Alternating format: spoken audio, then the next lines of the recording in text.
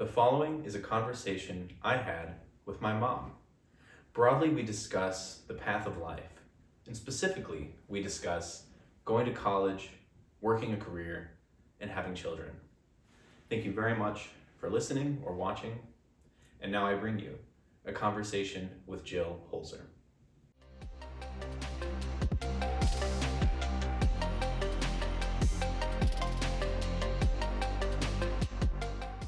I'm John's mom, Jill Hoelzer. Who is Jill Hoelzer? Who are you? What do you mean by that, John? I mean, tell me what you're doing right now, or where you're at in life. Well, as you know, I just finished a 23-year high school teaching career. Loved it. I retired a year and a half ago. And this year I've really been taking this year to figure out, what's next. What's next for me? I certainly am enjoying being home. Honestly, I love being home, even though I love teaching. And it's funny because your career for a long time kind of defines you because that's what you spend most of your time doing. But what I'm really enjoying now is that I get to have other time to enjoy some of the things that I didn't always have time to do. And so you're asking, who is Jill Hoelzer? Jill Hoelzer is a mom of 3. She is a mom of a cat. She is a wife. She is an educated person. She was a teacher for a long time. And looking forward for what adventures come next. Something that you got me thinking about when you said your career defines you for a long time. I've just started mine. I mean, I've been working now for probably 4 years, since 2019. It's going on 5 years. When I compare what I think I do, or I observe how much time I spend working, which is usually just a little more than 8 hours a day. I mean, there are times when you have to do more, as you know, but if I compare what I think I do to what I saw you do for many years growing up in this household, listening to conversations over dinner with you and Dad about, because you were both teachers. You're a teacher, my dad's a teacher, now retired. I don't know that what I do, I'm an engineer for a company. I don't know that I actually feel the same way that it defines me in a super significant capacity, certainly to the extent that I spend the time that I do doing the work that I do. But there are some ways that I see a difference. I don't know if I work as hard as you worked, because I'm able to get up, start working, take a lunch break, stop working, and then I'm done for the day. But there were certainly many times where you had extracurriculars, so you did theater, you did speech, and what was that? What was the club? It was like a dramatic presentation club where you did. What was that? Do you remember what I'm talking about? I do. I had a debate team for about 6 years, and then I also coached unusual IHSA event called group interpretation. That's what I was thinking of, group interpretation. And it was kind of a dramatic theater team that through speech and movement interpreted a piece of literature or a play or a song. It was really it's still happening in the IHSA. It's funny. It's an when you say in the IHSA, you mean in the Illinois High School Association, where all the sports are. Yeah. They also have what are called activities, and this is one of their activities. I had never seen it before I started coaching. I got to work with kind of a mentor, and it was just a great team experience. We had like 8 to 12 kids, and we would write our own scripts and take them to competition. It was very interesting, and I enjoyed working with those kids because they were theater kids. But let's go back a little bit to what you said about. Keep going. So I couldn't remember that specific example. Yeah. So then there were also nights where you would, or weekends even, do grading of papers and projects and things that took a lot of time. So yeah, I saw this very, very significant commitment from you towards your vocation. I think you would say, you can tell me if you would say that being a teacher, very meaningful thing, very like useful for the world. Would you agree with that? Very meaningful vocation. Absolutely. My parents were teachers. Your grandparents were teachers, and I watched them. And I guess I kind of always knew I was going to be a teacher. I didn't become a teacher till I was 30 when I got my master's degree. And your dad and I got married. I started teaching immediately after our wedding. And when teachers become part of the surrounding community because they are spending so much time with the community's children, you get to know those children. Teaching is not a career that you can put down at the end of the workday. Yeah. You saw me grade pretty much every weekend. It That's one of the things about retirement that I'm really enjoying. Is I don't have to grade anything and constantly giving feedback to students on how they're doing, which I thought was a really important part of my teaching career. This giving feedback, in the form of, reading their writing, reading the work that they were doing, grading their work. They always wanted to be assessed, and that's a really important part of education. Unfortunately, it's the most time consuming. Yeah. And you don't have enough time during the school day to do it. So you bring it home. I mean, honestly, it's one of the things that I probably worried about the most as a mom, because I couldn't leave my job at 3:15. I always had a satchel, and I brought home work Yeah, I because there wasn't remember enough time during the day. coming home from school, and Dad would usually stay after school a little bit, and unless there was a farming reason or other reason to come home quickly. He would try to get his grading done, so that when he got home, he didn't have to do that because I think because you would be, but you'd call on your way home, and we would get. Yeah. Jennifer would be in charge, my older sister. You were and then, really little when that was happening. Yeah. Like yeah.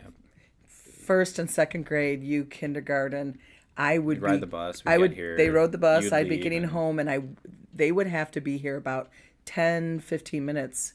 Though Dad wasn't far away because he worked in the town that we lived in, but we would call, and I would tell you I'm coming, and you guys would get in, and we're very responsible to get in the house, till I got there, and luckily we always had bus drivers that were parents of kids that and we knew. friendly, and we knew them well enough. Yes. Yeah, they're not total strangers. So honestly, growing up on a farm and having two parents that were teachers, you had to be very responsible at a young age, and we were really proud of you for that. Thank God, because it allowed me to be able to work and be a mom at the same time. So yeah, you mentioned when I first asked you the broadest question, not really knowing how to start, who is Jill Hoelzer? You listed several things. I think I latched on to the work component because that's what I'm largely focused on right now is establishing myself within a career. Absolutely. As well as now that I'm married. I just got married in August of last year to Gabby. I love my wife. Wonderful lady. Learning to kind of balance the commitment to work with personal life, of course. That's not just myself anymore. It was for the Yeah. first 2-3 years of work. I could just work and then come home and do my own thing and think about myself or myself and my dog.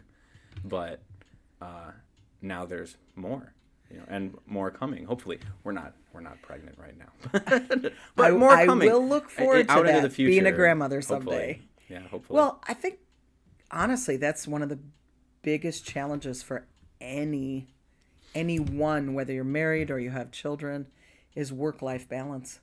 And I think that's something a lot of people talk about. they do, and that's one of the biggest changes now, being at an age where I'm retired. Even though I'm still helping your dad farm, I have been taught how to haul the grain down to the elevator and drive the big tractor, and honestly it's really fun.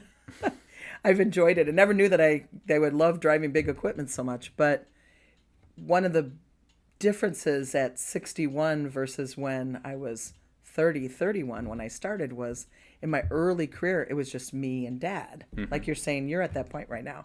So he could stay late after school. I often stayed at school till 5, 6 o'clock at night, got my work done, and came home. But when I had a family, now I have the responsibility of making sure I'm home as quick as I can. So I brought my work home.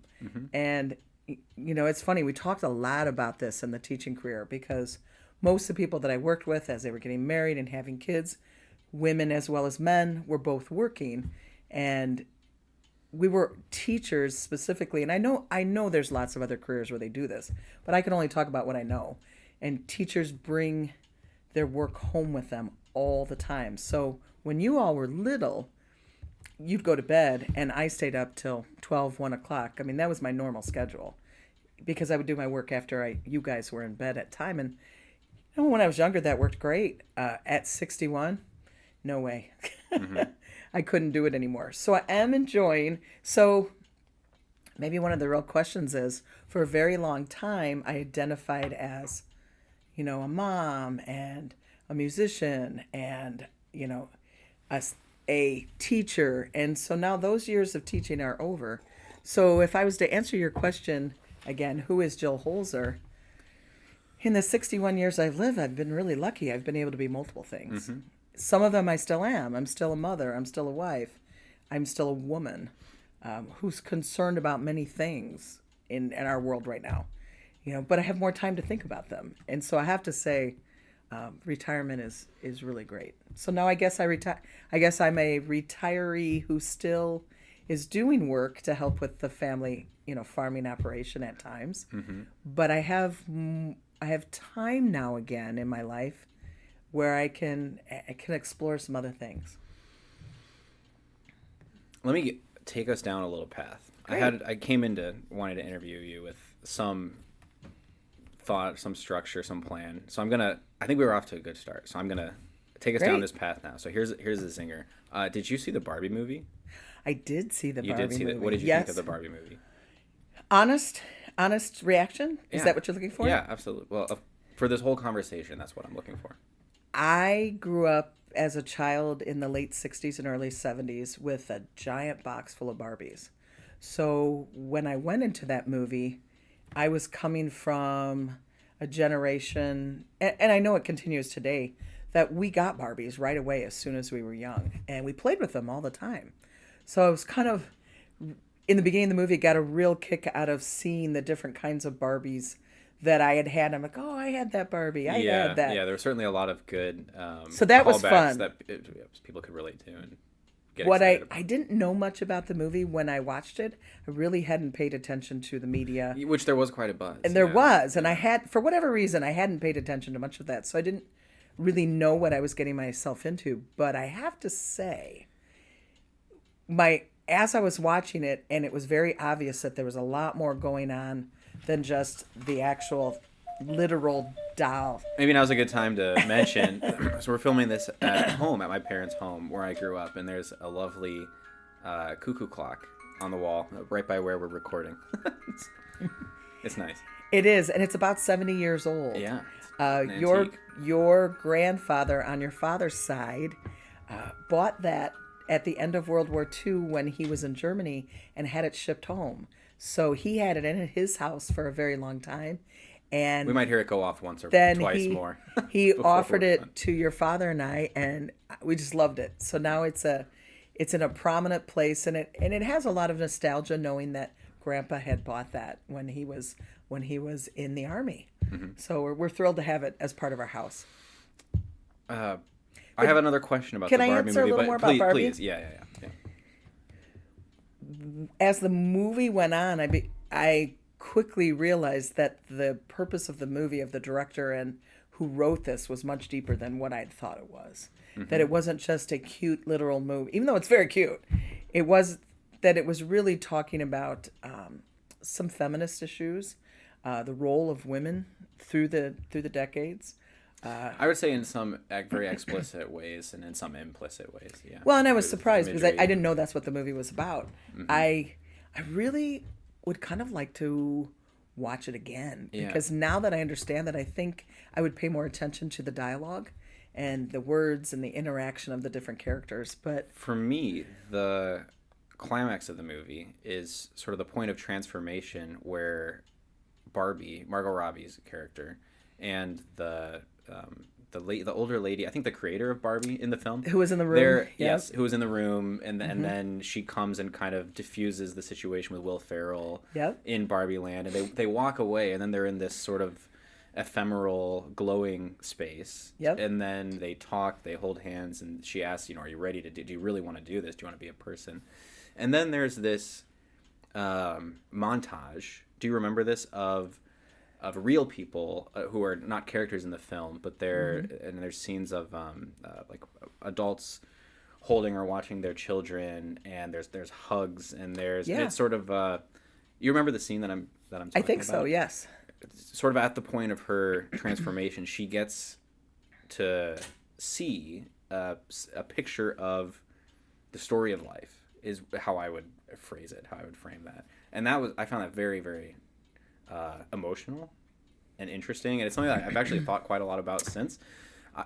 I felt like the creator of Barbie was showing her, because she lived in Barbie Land, Yeah, which, I mean, she floated from the top. She did all the things that a child would have done with Barbie. Like, to get Barbie down from the upstairs, a child would have taken her and brought her down. There were no stairs. Yeah. So the whole time, in the way they moved and the cars, they were actually doing things the way a child would have made their move. I really got a kick out of that. But when she showed her humanity and how humanity interacted in that scene, that's how I felt. I felt like the creator was saying, you have been sort of almost an imitation, but there's more to you. And you could be this she showed us the good and the bad of humanity, because Barbie Land was very one-dimensional, very, yeah. and humanity is Although very there were the three-dimensional. different vocation, jobs that people held. One of my, but I would yeah, have to say, Weird Barbie, I think they called her. yeah, I loved her because I had cousins who I used to play Barbies with. You've met them, my who would cousins. sort of destroy. Yeah, they had my boy cousin. He was notorious for cutting their hair and writing on them with markers, just because he was, in his naughty phase as a child. And when I saw her, I'm like, oh, we had a Barbie like that. Every child had a Barbie that maybe the little girl cut her hair or she put makeup on her. I mean, that was very common. So I thought Weird Barbie was one of the most authentic characters in that movie, because as a child, we all had a Barbie like that. Where I want to go, I want to ask you if you think this is a valid analogy or allegory. Okay. I don't think that it was intended as a direct allegory, but I see at least a structural similarity between that, in that scene when they're doing the montage of that showcases, like you said, humanity to someone who's going to transform from being like a thing, in a one-dimensional world, to a full complex human being. I see a structural similarity with other representations of a path of life. So like think about like in our church that I grew up in, or in a lot of Catholic churches or chapels, there's the passion story in the stained glass, from nativity to some of the miracles, in early adulthood, to the passion, to the crucifixion. Yeah. The whole story, that is also very different, but in the details, but it also seems to me to be a representation and imagery of the path of life, the whole picture. We are born, we are I don't want to say helpless, we are innocent, we are totally incapable, and then there are those that came before us that take care of us, influence us, raise us. We grow, we become more capable, more able to understand things that people say, things that people do, natural events. Eventually we're adults, but we still have to kind of put our flag in the ground and make a space for ourselves with other people, and negotiate with other people.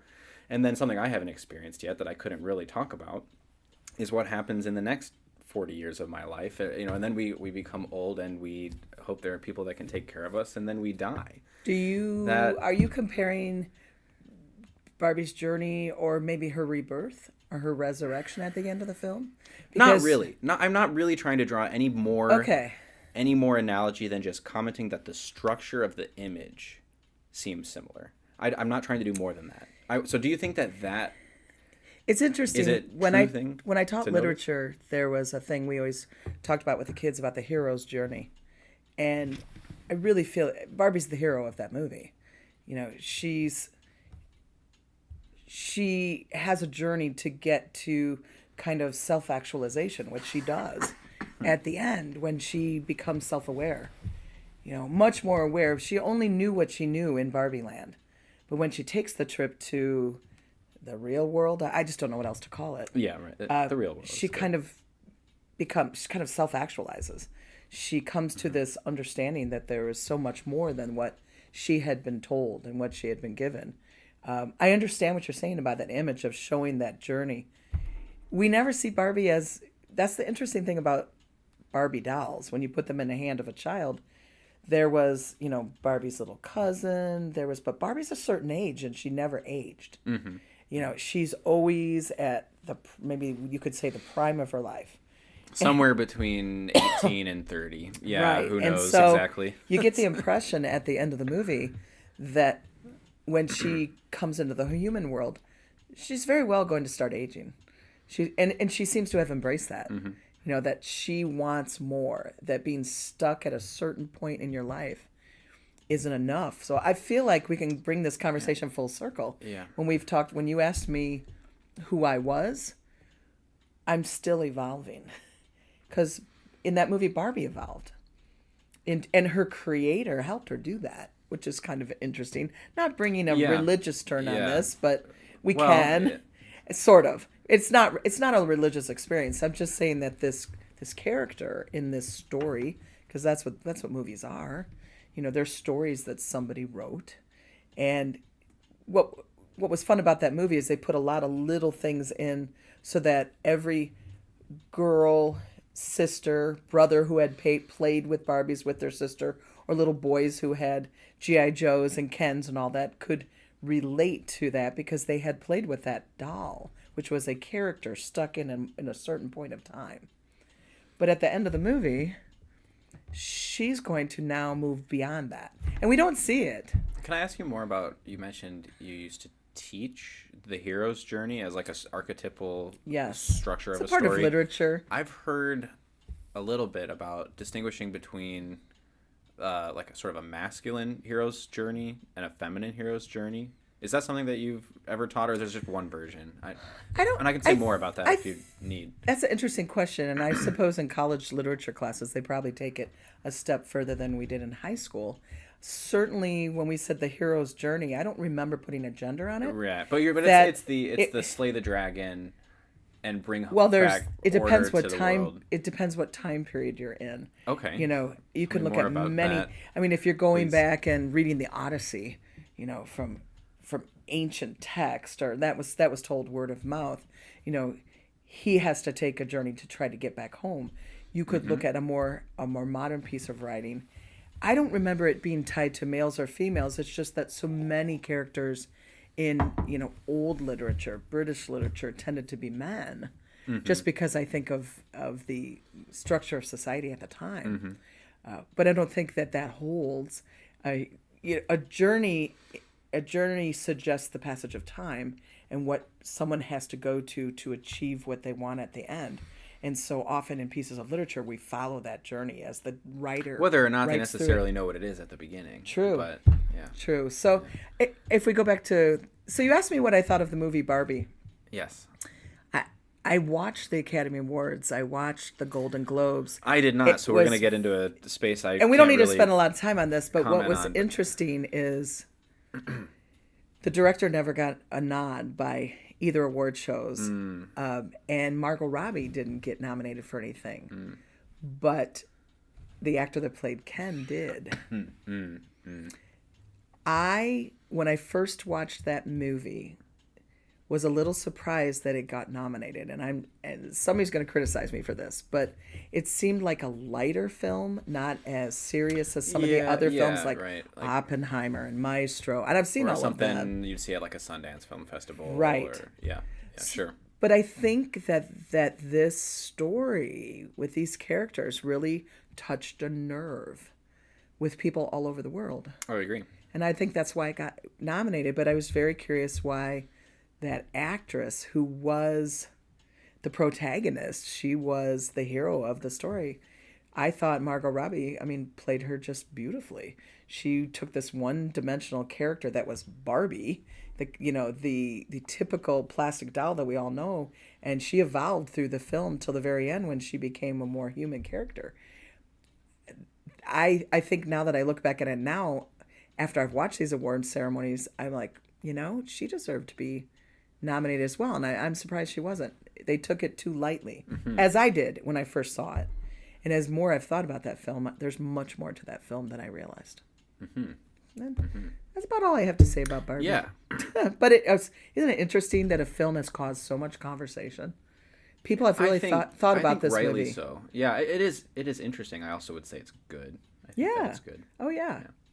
What advice would you give to someone considering going to college? And I'm going to ask my younger sister this later in a future interview. And, she works as a college advisor.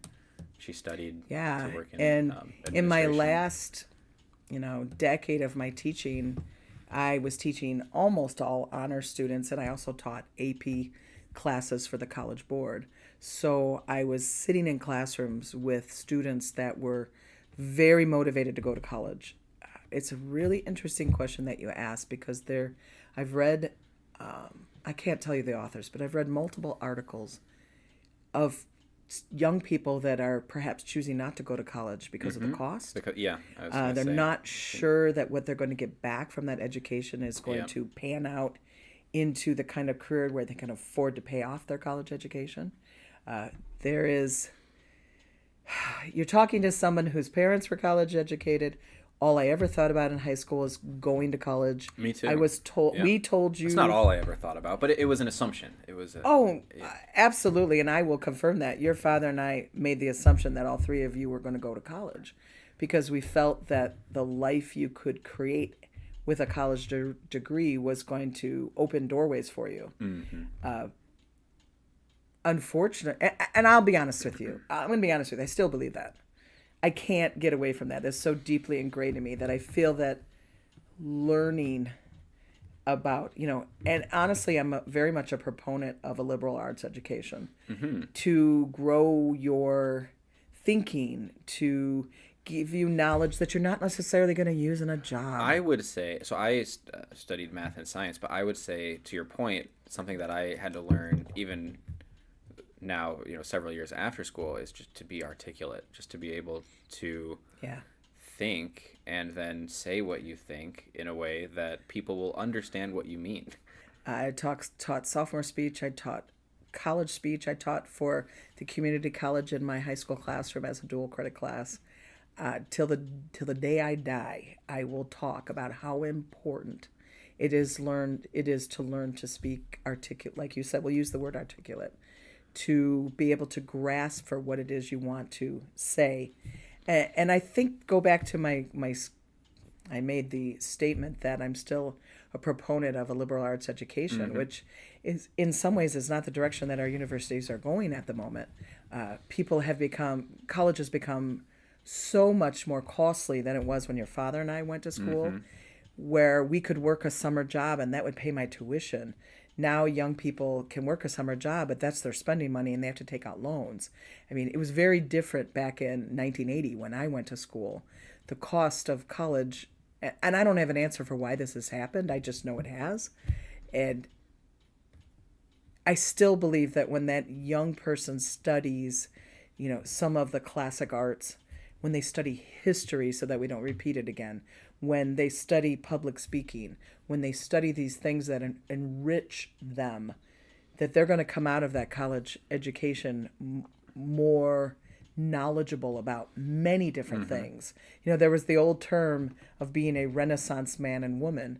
I fear that the Renaissance man and woman knew a little about a lot of things, so that when crisis came up, when things happened, they could look back at history and see the mistakes that had been made by prior cultures and societies. And I really worry that if we're not studying that anymore, we're bound to make the mistakes that we've made in the past that we should have learned from. So Mm. I I think that young people, because of the cost of education now, are having to weigh, is this going to benefit me? Am I going to get out of it what I put in when I spend thousands and thousands of dollars? And I can understand why a young person right now is questioning that. I didn't have to question that because college was affordable and that my parents could help me and then I Mm-hmm. could make up the difference. Now, with troubles in our economy and different families are really struggling even just to buy food. Mm-hmm. And so do I write a giant, tens of thousands dollar check to a university is making people question on whether that's worth it. In the long run for our society, I'm going to believe it's worth it. But the question comes, should Excuse me. everybody go to college? And maybe this isn't a popular answer, but I'm going to say no. Not I don't know. everyone I should think go that to that's college. a reasonable answer. I think I think a lot of people think that that's a reasonable I answer. think I it think it's should a be available to miscaricature. everyone. I think this opportunity, it should Yeah. be there and available. And if I think we'd be in so much trouble if we forget, if we don't Mm. educate our young people. And a college education goes way beyond a high school education. Yeah. We go into more, a student studies it with the kind of depth that they don't get in high school. But is college for everyone? No. And I think a young person in 2024 has to weigh, if, because there's certainly people who have been able to go out and work and make lots of money without a college education, but there's a Right. I mean, misconception. there's the 0.001% cases like the founder of Facebook, and Right. But he was in college when he he created wasn't. I Facebook. suppose he wasn't. He dropped out, right? That's yeah. But when I was teaching, kids would say to me, "I'm going to be Steve Jobs." Steve Jobs didn't go to college. Is that right? I didn't That's know true. that He Steve did. Jobs. Steve Jobs didn't go to college. He created his business with his best friend in his parents' garage. Well, Steve Jobs was very lucky. But if you watch his speech, I used to show the speech. I used The to show the the Stanford University yes, speech to my yes, my yeah. speech classes Commencement. because it was just very cleverly written and it really gave you some insight into who he was. Mm-hmm. And one of the things he says in the very beginning is that he hung out on a college campus Mm. and went to courses just to learn. And he didn't graduate, but he still got some Of the background. exposure. So he hired very educated people for his company. That was one of the things he did really well. Edison did the same thing. Yeah, they're These sort of renowned for their ability to build a team. Yes. Yeah. And so I would say to kids, are you ready to work as hard as that man worked? If you are considering not going to school. Right. Gotcha. Because they get the impression that the money just fell into their laps, and that's just simply not true. Yeah. There are people who are able to go and have a lot of entrepreneurs that are able to come up with an idea and they do it for the first time. They do it before anybody else does, and that's amazing. But not everybody can be like that. I would comment briefly, noticing the difference in your answer to how I was thinking about it beforehand. So I was thinking about it, not that I have figures numbers that I could spit out off the top of my head right now, but not knowing much about the current cost of education compared to when I was in school 4 years ago or 8 years ago, and not knowing much about current levels of wealth across the American population, or things like the minimum wage in different states. There's a lot of numbers I don't know, but I feel like I can ask the question, if I had the information to support like a numerical analysis of which is aimed at answering the question, should I go to college or should I start working? That for any individual, they could run some numbers and they would get an answer. The answer would be yes, I should, because I can expect. Oh, the last figure I would mention that I don't have, but if I did, I think I could answer the question in an analytical sort of way. It would be expected future income. So if I get a certain degree, that's going to put me in a certain job. I can make a certain amount of money, pay off my debt in a certain number of years, and achieve some level of wealth over the course of a career. So just to close the loop on this, I with all of that information. I think an individual could, on just a cost benefit analysis sort of framework, come up with the answer: should I or should I not go to college? But the way that you took the answer to the question was not. I mean, you mentioned cost. You commented on uh, whether, based on how people are generally doing, and that, for families who are not making enough to that they have food insecurity, I think is a simple term to. I'm not going to say everything you just said. Um, that, so you did comment on that, but then you also took it in the direction of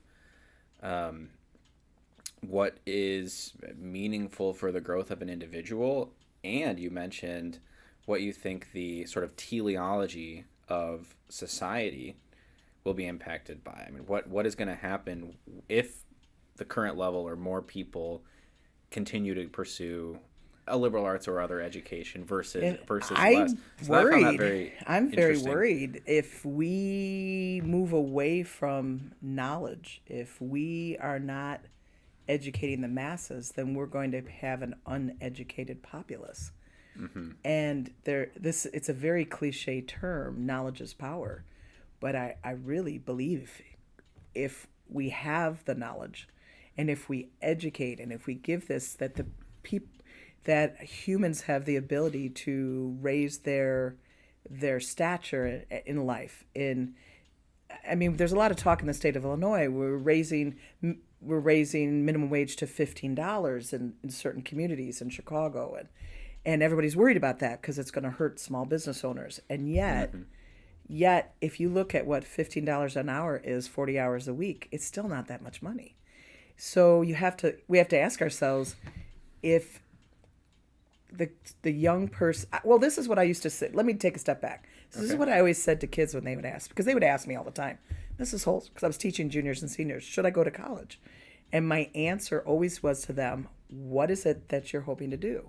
Because to be able to do certain things, you have to go to college. You can't go be a doctor without a college degree. Yeah, and you that's probably a good thing. I would just pause and say no, that's it's a probably very a good good thing. thing, right? You You'd can't, like but your you doctor couldn't to have be. a certain level of You training wouldn't have been and hired as an expertise. engineer without your engineer degree. Yeah, I right. couldn't teach school without a teaching certificate and a teaching degree. So my answer to them was, instead of this idea that everybody needs to go to college, I wanted them to ask themselves, do you have a dream? Do you have a goal of doing some specific job in your life? So go do the research.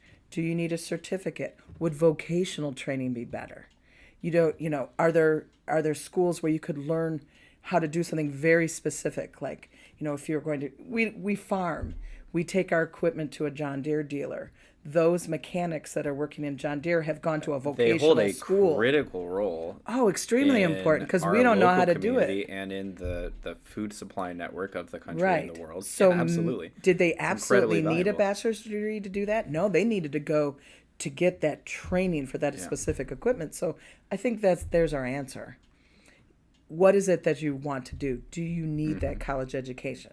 But having said that, I encourage any young person when they go to college to take some classes that aren't required for their degree.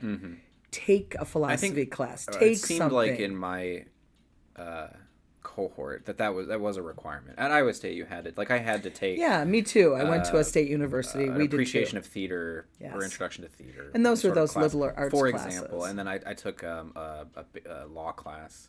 I don't think like that a future lawyer would take, but it was like law for engineers. And I took Me an too. ethics I took an class ethics course in communications. intro to philosophy. I've always felt that having that made me richer in my knowledge. And that's what I fear that if we're moving away from that, our society's not going to have that knowledge that I think they need to make good choices.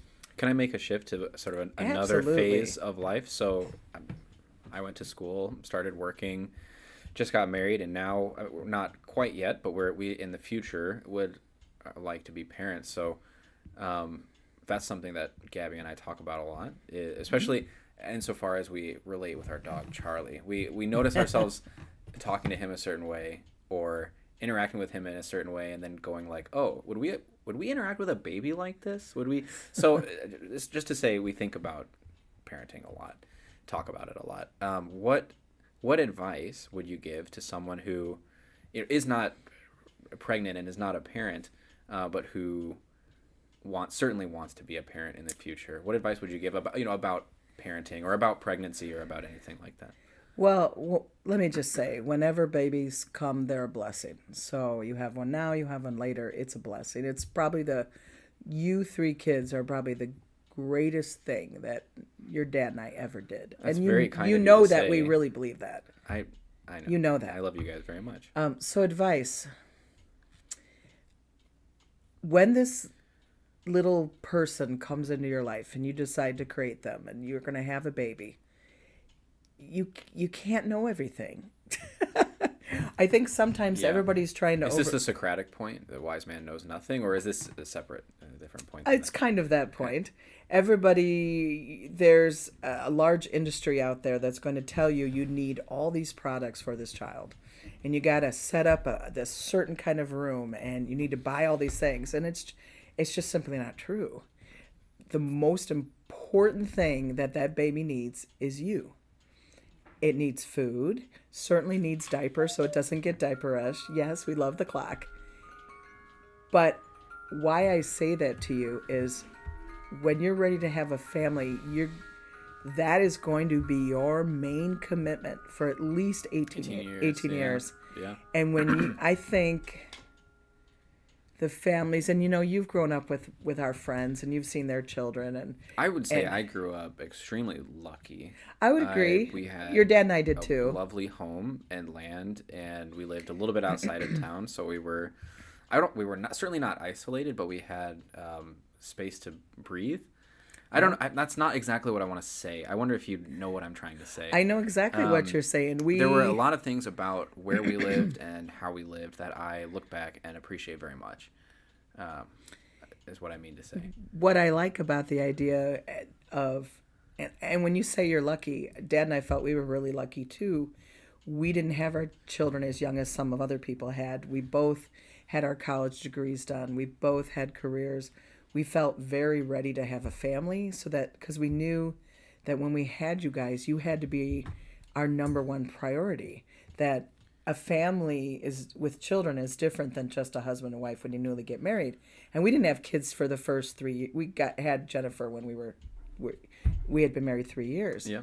So we didn't necessarily plan that. It's just kind of how it worked out. But we look back at it now and we say, we were at such a good place. We felt very comfortable with who we were. We were a little older. And I just felt like that was such an advantage because we could give our priority became you guys, because I think once you have that baby has to be number one because it needs everything from you. Mm-hmm. But it doesn't need what I'm trying to tell you is my advice to you is it doesn't need all the things. It doesn't need, a $700 stroller to be happy. It needs you. It needs the basic necessities of love and food and shelter, clothing. They don't have to be the most expensive. None of that matters because if you're honest with yourself and I'm honest with myself, I don't remember anything from when I was that little. I just remember being loved. Yeah. Yeah. I think you know this. Not since we've moved down from the town that I work in, but when I used to live in the town that I work in, I was also for two or three semesters I was taking community college classes because I wanted to sort of broaden my awareness of what we know, what humans know. So I took a biology class and I took a couple of psychology classes, and I remember learning, or that the point was made that stuck with me, that for child development, parents, and I think specifically a mother, parents can't love their kid too much. So I'm noticing you're talking about what some people would describe as like spoiling your kid. Like if you have all of those things and things that you didn't mention, like the latest toys or gaming system, or they're like, do you believe that there's a way? Two questions. One, do you believe that like the concept of spoiling children is a real concept and something that people should try not to do? And second question, do you agree with the statement that parents can't really love their kids too much? I would agree. You would agree? All a kid really need. There are children living. Well, let's go back. I heard your grandparents say this most of the time. I heard them say this multiple times. We grew up, we didn't have a little money. We didn't have a lot of money, but we didn't know it. I've heard your grandmother say that multiple times. She's like, My wife's I was grandma says we didn't have much, but we had a lot of love exactly. and Diet Coke or something like that. She could say it But better than I can. we always said when you were growing up, we don't have everything, but we got a lot of food. We're a family that loves food, so we always are. have a lot of food in our family, even when we didn't have other things. But to us, you grew up in a house where we asked you to sit down for dinner every night, and that sounds cliche, but we thought it was really important that at least once a day, as teachers, because we were Yeah, so you busy, certainly left an impression on me. I think that's very we important were like, too. we're going to eat a meal together every day. And one of the reasons was because we knew how important it was to check in with you guys. Because once your kids go to school, they're not spending the majority of their time with you as a parent. Mm-hmm. So, absolutely, you can't love your kids enough. You can't. I agree with that statement. Love is all consuming because if they know they're loved, then when things are rough, and there are rough times, I mean, There we've are had rough them. times. Yeah. We know that nothing goes perfect, but when Yeah. you have rough times, you can get through that when you know that you're loved, and which means support. If someone's been loved, you're going to support them, Mm-hmm. and you're going to get through those bad things because no matter how bad it is, you still love them. So when I said they don't need, I think there's this impression through. Okay, I'm gonna say it. I'm gonna say it. Okay. I think too much social media is telling young parents what they should do or have to do. And the things are not what's important to a baby. The most important thing is that you are giving them the attention they need and the hugs and the love. And sometimes you just spending time with them or playing in the front yard or whatever Mm-hmm. is more, especially if you're working parents, and you're going to be, and your dad and I was a working mother. So there was a lot of hours I wasn't with you, but we both felt that we could, if we worked during the day when you're in school, we could have other time to be able to go to your activities and do all that we hoped you felt supported. I mean, we weren't perfect. I don't. You as a parent, and so I'm going to say this advice to you. You're Okay. not going to be perfect as a parent. There's no way you can be. You're Yeah. human. You're a human. Parents make mistakes. But I think that's a lesson that I have learned is that we don't need to aspire to perfection. I've learned that with performing music. I No. mean, there's no such maybe Yuja Wang, who's like a very famous and accomplished piano player, can play something perfectly. But I'm never gonna play a piece of music perfectly. One, because it's sort of if you ethereal. did, that's all you did then. You couldn't have the other things in your life. Yeah, sure, perhaps, but also perfect has like I didn't miss any notes. Everything was dynamically. It's very detailed and complicated definition that if you wanted to outline what is perfection, you'd have to cover so much information that it would take your whole life, possibly. It's an unattainable. So can I add something to this? When you ask me any advice, I Yeah. have a second advice besides loving them unconditionally. We had 3 kids. In looking back, because of course in retrospect we can look back and see what we did and if we did things well and if we could have done them better. But the one thing that I think I learned from the 3 of you is that I have 3 children, but I have 3 individuals, and that you're all unique in what you needed. Yeah, very much. But I love that. But in the beginning, you're all little babies and you all kind of look alike. But as you grew, it very quickly, one of the things your dad and I had learned was that, wow, we have 3 kids, but we have 3 very individuals that have been given to us. How do you think that happens? Why do you think that is? What led to us being different people? You were born that way. It's got to be genetics. Intrinsic. It has to be. I know that a lot of science has been done on the natal environment too. So like what levels of certain hormones within that flow to the fetus in the uterus, stuff like that. So Certainly. it is. I know it is the DNA of the individual, and it is also early environmental effects. People have asked us, wow, your kids all seem like they're good Are at friends. play. How do they get along? And I say to them, well, they've gotten along since they were little. Have we? Probably in the broad In arc. the big scheme of things, you Absolutely, have. I You would were say each other's so. playmates. Yeah. But also growing up on a There's the friction of just being someone's sibling. certainly. But I just think that's normal. Yes. I expected you. Agree. I expected you and your sisters to fight at times. I expected you. There'd be times in your growing up that you didn't like each other.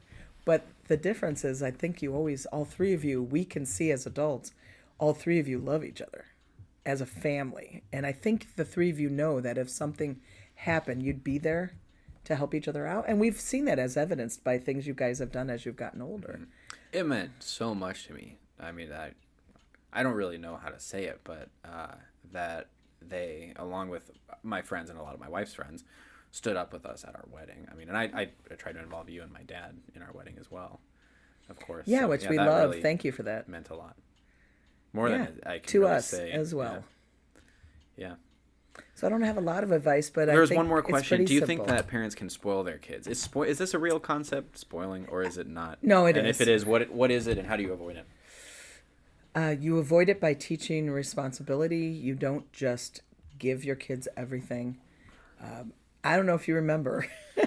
I remember having to Can give I a please- presentation to can get, I- to get that a was GameCube. the story I was gonna give. Yes, go ahead. Okay, please. Oh, yeah, this is kind of silly, but your dad and I had more fun about this. Yeah, I bet.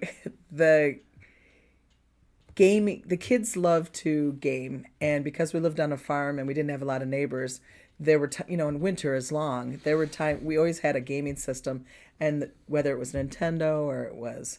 We had the It was band. usually Nintendo. Yeah, the yeah, band, and I got to the do that. Guitar I was Hero I was the bass through the player in Wii, Guitar yeah. Hero, but our gaming Yeah. system broke, and you guys wanted one, and we were like, you know what? Your dad and I talked about it. We said they are old enough to learn some responsibility. You would become old enough to know that you have to work for things, and if you work for it, you'll get it. So instead of just giving you guys the game system, we told you needed to go research the price.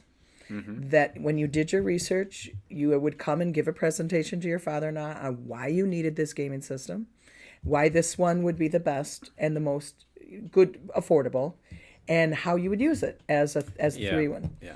And you, I think I remember listing off like a set of chores that we would do to earn it. It was something really simple. you'd What else do clean you your remember? room, you'd pick Yeah. up your toys. I mean, it was just what a child at that age. Your responsibilities were simple, but they were still responsibilities. Yeah.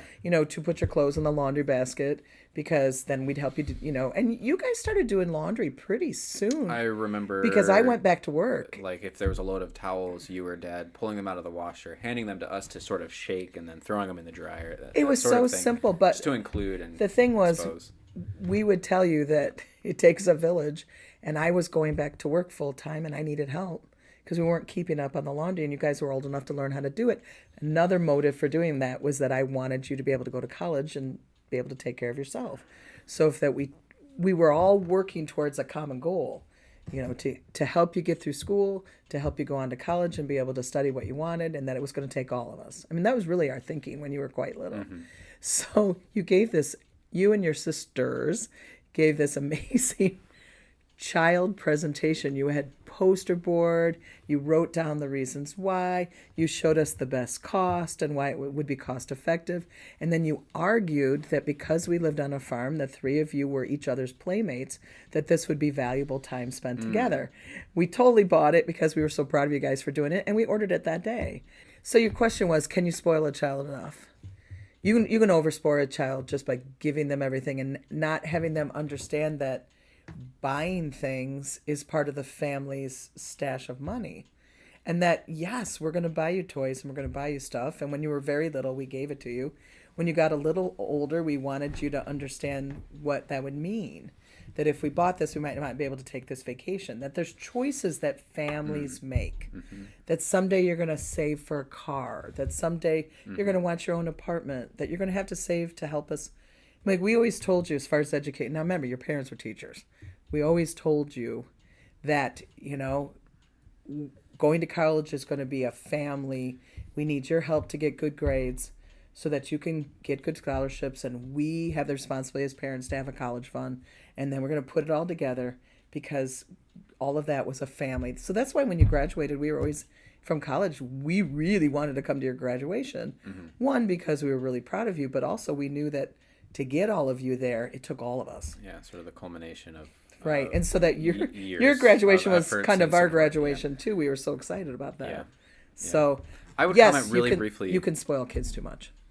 on, you said, of course both your parents are teachers. Just for you, a funny little anecdote.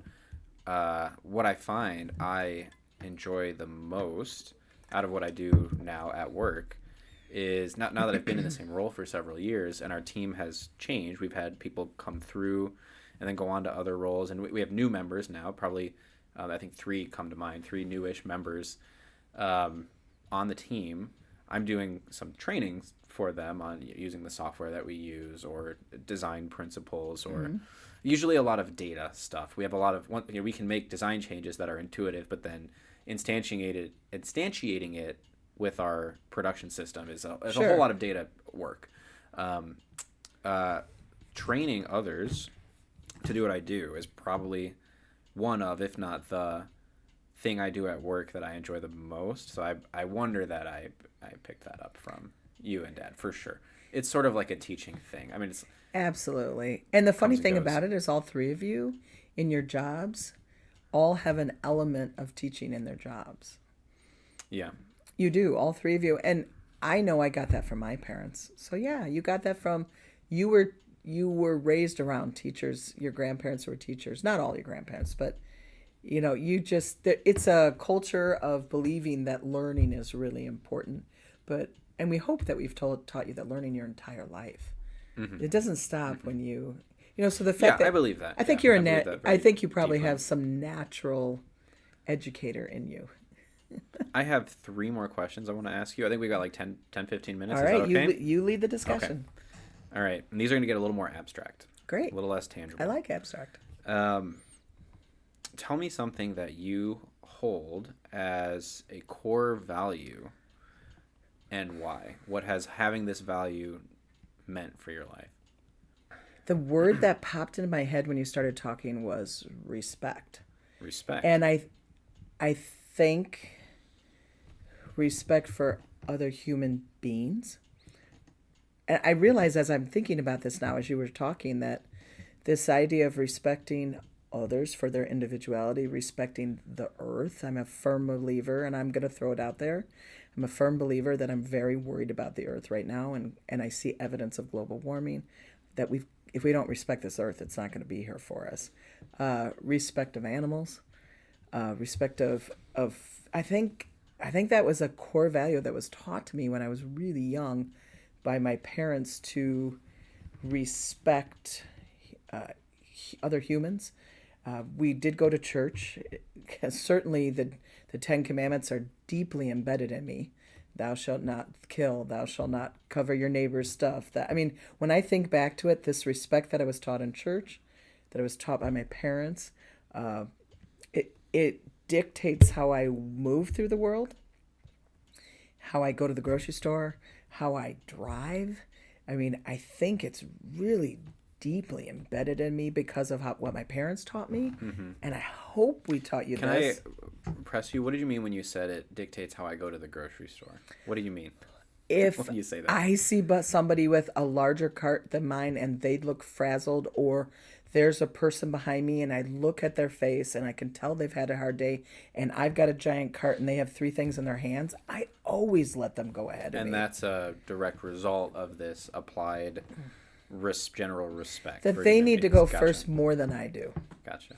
That I get I realize that a lot that I'm getting upset about the politics of our world right now, is that I think we've forgotten to respect that we are different, the differences of our world, not necessarily. It seems like politically we're moving towards everybody's supposed to think the same, and I'm like, that goes against everything that I even studied in college, because I studied rhetoric, which is looking at both sides of an issue. I taught that for years. And that's a skill that just the past couple years have been consciously trying to develop internally, so that it's not that easy to maintain a dialogue or an argument. Takes every in your day. own, I have to in your think own about mind. it. Absolutely, every Yeah. day.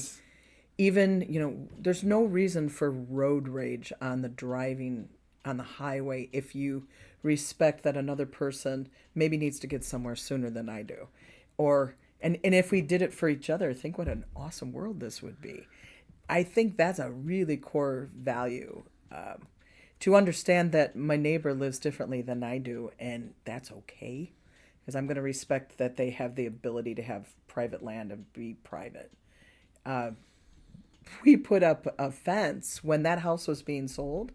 We put Your immediate our neighbor immediate neighbor. here. We live on a farm, but we have a Yeah. neighbor right next to us, and we put up a fence because we thought, we don't know these people. It used to be family that lived next door to us. Yeah. We're not And going to we could say know. more about that. I mean, I used to go Right, with my I- grandparents. We had a dog who would travel between the two. So now the plots house of was land. being sold, and we're Yeah. like, you know what?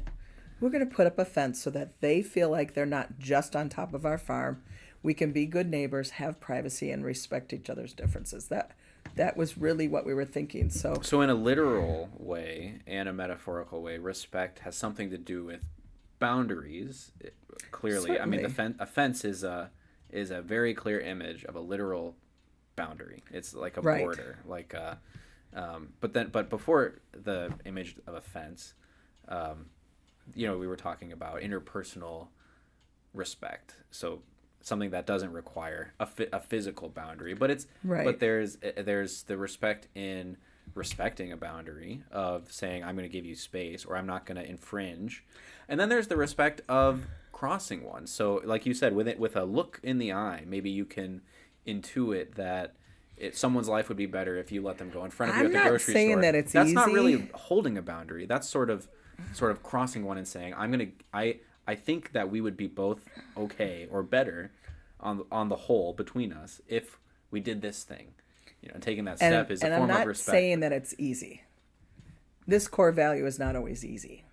We like to get in each other's business, right? It's Right. hard sometimes, but I try to approach my students that way, and I would tell young teachers this. These young people sitting in your classroom all come from a different household. They've all been raised differently. They might have different gender. They might have different, be going through something you don't know.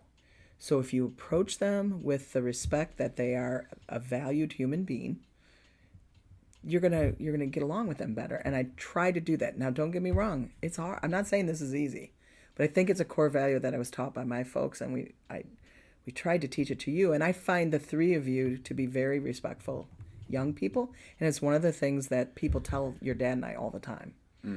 You, oh, we just love your I kids. hope so. At work, I try to be aware of this. I know that sometimes I can come across as brash or curt. Maybe is the word I'm looking for. Robotic, even. Like if I'm thinking about something and I want to talk with a coworker or a peer about a thing about work, I can forget to say how you doing today. So I try to avoid that. I try to be self-aware, and that's something that I've always struggled with a little bit, but I think I'm getting better. Um, yeah, no. So if not, I'm perfect at it at the level of communication between people. I'm certainly aware and trying to get better at it. Yeah. Well, and that gives me That's some confidence to hear you say that maybe other people have told you Oh, that we your dad and I seem. tell it's the greatest I compliment we really could. appreciate that. It's the greatest compliment we've ever been given was, your kids are so mature. They're very respectful. When someone says that to me, that just makes my heart glow, because that's what I wanted for you guys to be able to get let's be honest, to get respect, you have to give it. There's the thing you tell young athletes, which is not that I was particularly athletic, but I played baseball in high school. Which is, it's not whether you win or lose, it's how you play the game. That in the last essay I just produced, I make the point that that suggests an ethic of behave in a way that encourages others to want to engage with you, in whatever capacity in the future. That seems to be sort of a feature of this applied respect that But you're I saying. think we're kind of losing it a bit in society. I'm worried. And the only way that I know how to have an effect is just to show by example. And it's hard because we're selfish creatures, humans are, naturally. But to be a society, we have to interact. And so I can't lecture people on this. I can just hopefully be a respectful person. But that goes way back to my grandparents and my parents who thought that was really important. And your dad and I, we're kind of old fashioned, but we think that's important. So that's that. I off the top of my head, that was probably deeply ingrained in me. Great, thank you. Second to last question, penultimate question. Ooh, I know, I like that I like word. that word. It was in the title of the second to last book in the. I'll follow up with this and like put it on the screen if I make a video Okay. of this. Of the Something series. It was a series of children's books about these kids who lost their parents, and there's a creepy man. Oh, And they made yes, a TV show yes. about it with Neil They made Patrick movie. Harris. Yeah, and remember. movie. What You was, read them all. It was I'm really The upset that I something can't children. The something. I think. can't. Think And of Lemony Snicket. Was the pseudonym or Yes. name of the author, Yes. but I can't think of the. You read them all because we had them in the house. But the second to last book is The Penultimate Peril. Right? I like that word. Isn't it a great title? For It a is. second Tell to me the penultimate question. Okay. Sorry for that. That was just a little aside. The penultimate question is, what is the first step to making the world a better place? Ooh, the first. If you agree with the premise of the question, because I'm not saying we all need to be heroes of the world. I'm not. I think I have my own thoughts on the answer to this question. But what would you say to what is the first step one can take to make the world a better place? Well, I don't think you're going to be surprised by this answer because your mom's a speech teacher. I was in my career, and the other half of speaking is listening. So I don't think we're listening to each other right now. I think there's too much noise, there's too much cell phones, there's too much social media. We are being bombarded by all this information, and it's not necessarily valid information. And we don't have enough time to even go into AI or any of that. That's a whole nother. Yep. That's a lot whole of people nother. are talking about it. There's a whole nother discussion someday. But honestly, at its most guttural level, even though we can look at stuff all the time, we're not interacting. We're not listening. And to listen, you have to have someone speak. People are doing a lot of texting, but they're doing it individually. They're not interacting, and that really concerns me because I think at our most basic as humans, we are meant to interact with each other. And nobody's listening right now. Our Congress isn't listening. I'm not even sure our presidential candidates are listening. I don't know. Did you teach fallacies when you were a teacher? Oh, we spent days on fallacies. Are you familiar with the naturalistic fallacy? I'm not quite sure. Tell me. It's essentially that what is or has been does not dictate what ought or what should be. So I couldn't say logically, because people evolved over a time span, 99% of which we didn't have this technology.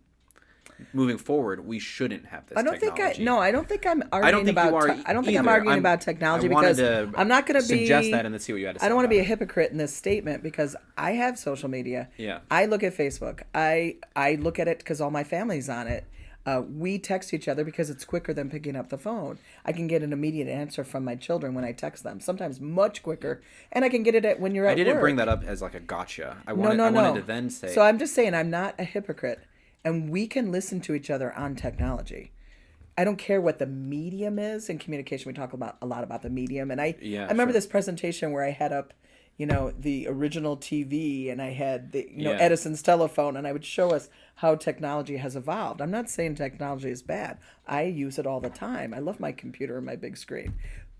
What I'm saying is that I think the first step is we've chosen not to listen. We think we're listening to each other, but we're not. We're always reacting. Mm-hmm. So one of the problems I think with some of this technology is we react. So we're thinking about ourselves all the time.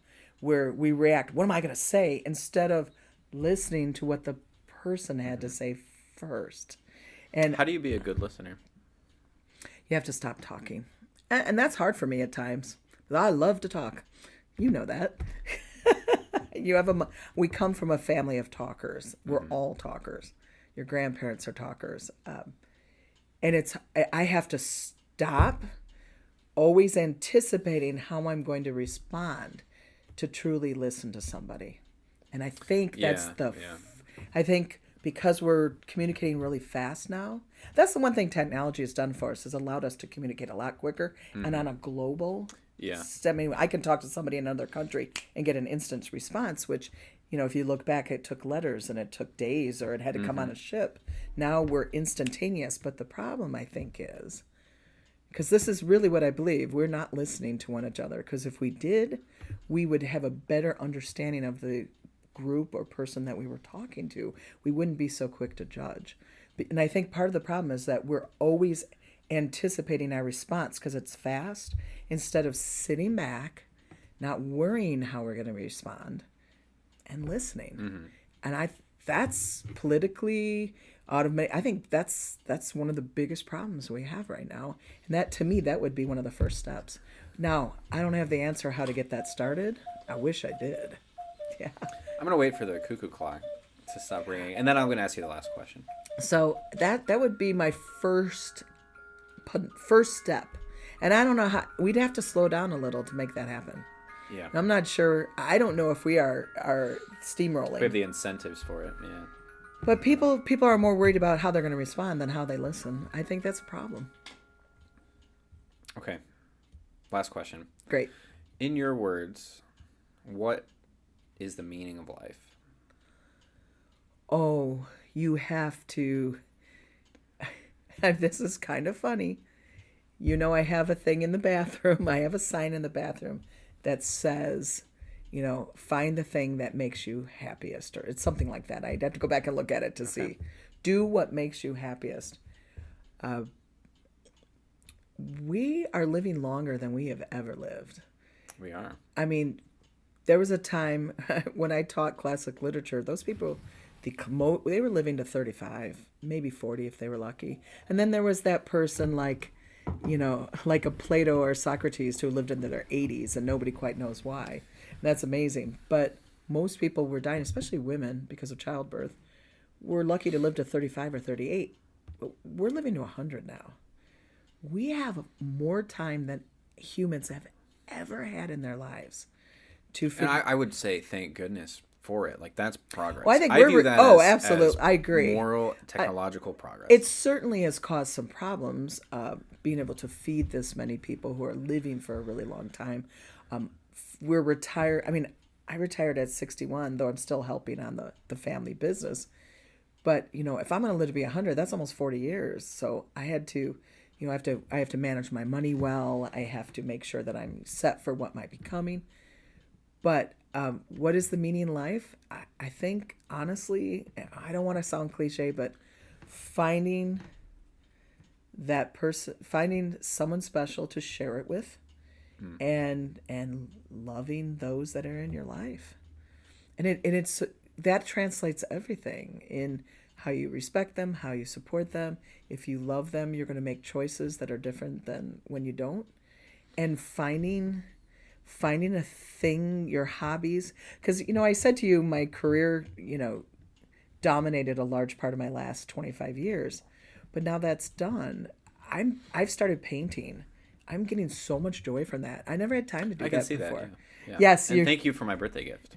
That was You're welcome. lovely. I painted one for my future son-in-law, Thomas, as well. I want you guys to see that I'm getting better.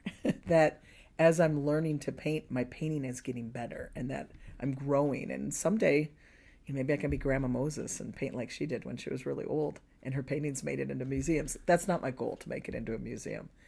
But I think surrounding yourself with people that you love and are good for you, and finding those hobbies that bring you daily joy, because your career is only for a short time. I mean, it feels like it's going to go on forever, but someday you'll retire, and that'll give you the time to do other things. Because your dad and I are all excited. We have future grandchildren coming. Yeah, I certainly hope so. From 3 of you. I mean, whether they're natural blessing. grandchildren Like or you they're said, that'd be a adopted or blessing. whatever, we would love any child that's brought into this family. That will be so much fun to spend time with them, and to watch our own children now as they grow in their lives and their careers. And so you have to find something that's meaningful to you to do. We are not, humans are meant to be doing things. And retiring doesn't mean you stop doing things. It just means you have time to find different things. So, but you have to find somebody to share it with in your life, and it's exciting to see that, the three of you have found people that bring you joy, good people to make you better, that you respect. So. Is there anything else you want to say? No, I think that's it. Thank Okay. you Thank you very much. Thank you very much for asking me today. It's fun to have this conversation. I agree. Hope we do it again sometime.